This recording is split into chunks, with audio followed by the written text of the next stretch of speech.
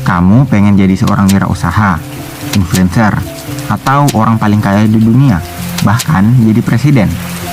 Well, kamu sangat beruntung menemukan video ini. Karena video hari ini, kita akan membahas bagaimana cara mendesain peta jalan suksesmu dengan mempelajari biografi orang-orang sukses.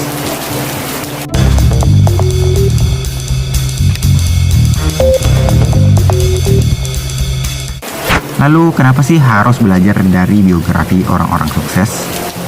Analogi sederhananya, ibarat ada dua orang yang ingin mendaki gunung yang sangat tinggi.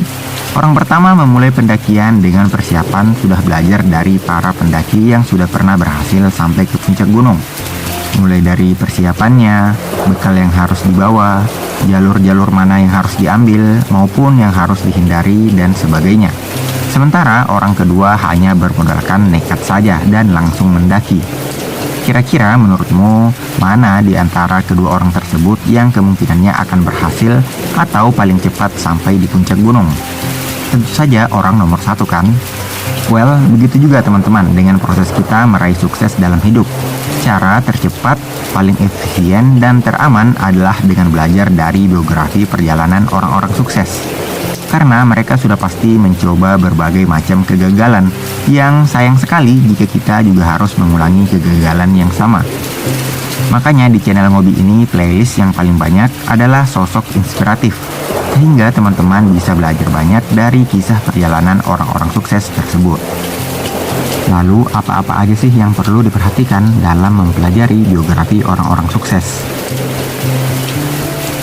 Yang pertama yang perlu kita perhatikan adalah background keluarganya. Mungkin kita sering mendengar bahwa privilege itu nggak penting dalam kesuksesan. Namun buat kami itu sangatlah penting.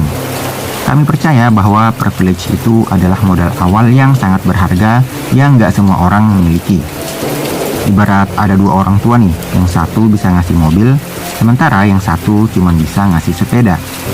Saat anak keduanya sama-sama start perjalanan dari Jakarta ke Bandung, kira-kira siapa yang paling duluan sampai? Tentu saja yang dikasih orang tuanya mobil kan? Tapi ada juga loh yang orang tuanya kaya tapi nggak ngasih warisan. Oke, memang ada, tapi setidaknya mereka pasti diberikan pendidikan terbaik dari orang tuanya. Minimal mereka bisa lihat gesture dan karakter orang tuanya yang sukses secara langsung. Dan itu tidak dimiliki oleh semua orang. Hal kedua yang perlu teman-teman perhatikan adalah bagaimana spiritualnya. Ini akan menjadi sumber semangat di hidupnya. Mustahil orang yang buruk spiritualnya akan bertahan di jalan yang lurus. Kalaupun dia sukses, biasanya tidak dengan cara yang baik.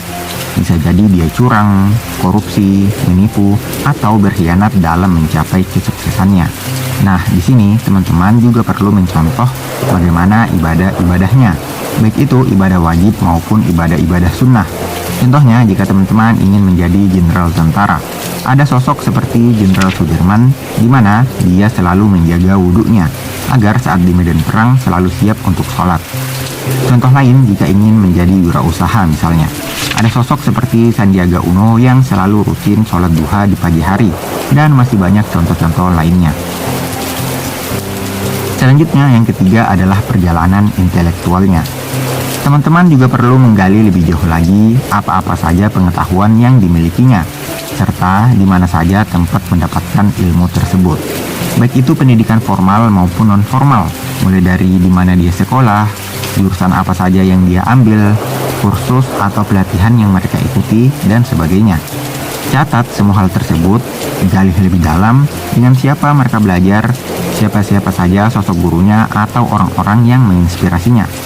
Dengan mengetahui perjalanan intelektualnya, kamu akan mengetahui ilmu-ilmu apa saja yang perlu teman-teman persiapkan untuk mencapai jalan suksesmu. Selanjutnya adalah perhatikan bagaimana emosionalnya. Kecerdasan emosional akan mempengaruhi kehidupan sosialnya sehari-hari. Karena semakin baik dia mengelola emosi, maka semakin baik pula kita diterima oleh lingkungan masyarakat. Nah, di sini teman-teman perlu melihat bagaimana karakternya dalam menyelesaikan masalah. Misal nih, Pak Jokowi yang karakternya humble dan terlihat merakyat. Suka atau tidak suka, beliau presiden pertama kali yang menanggalkan semua baju kebesaran presiden. Beliau memilih pakaian sehari-harinya yang sederhana, yaitu memakai baju hitam putih, dan itu cocok untuk mayoritas orang Indonesia. Yang kelima adalah kemampuan fisiknya. Fisik di sini bukan berarti kegantengan atau kecantikannya ya, itu mah sudah bawaan lahir. Namun lebih kepada bagaimana pola fisiknya selama hidup. Misalnya, olahraga apa saja yang dia lakukan atau mungkin penyakit apa saja yang pernah dia alami selama hidup. Ini perlu teman-teman catat agar jangan sampai teman-teman dalam meraih impian teman-teman sudah mulai sakit-sakitan. Untung-untung kalau sudah berada di puncak kesuksesan baru sakit. Itu pun sayang karena tidak bisa menikmatinya. Gak sedikit loh orang kaya yang makannya aja sudah banyak pantangannya, karena waktu muda dulu makan sembarangan. Atau orang yang banyak duit tapi tiba-tiba meninggal karena penyakit jantung, disebabkan beberapa tahun terakhir terlalu bekerja keras sampai harus begadang tiap malam. Yang keenam, kritisi kekurangannya.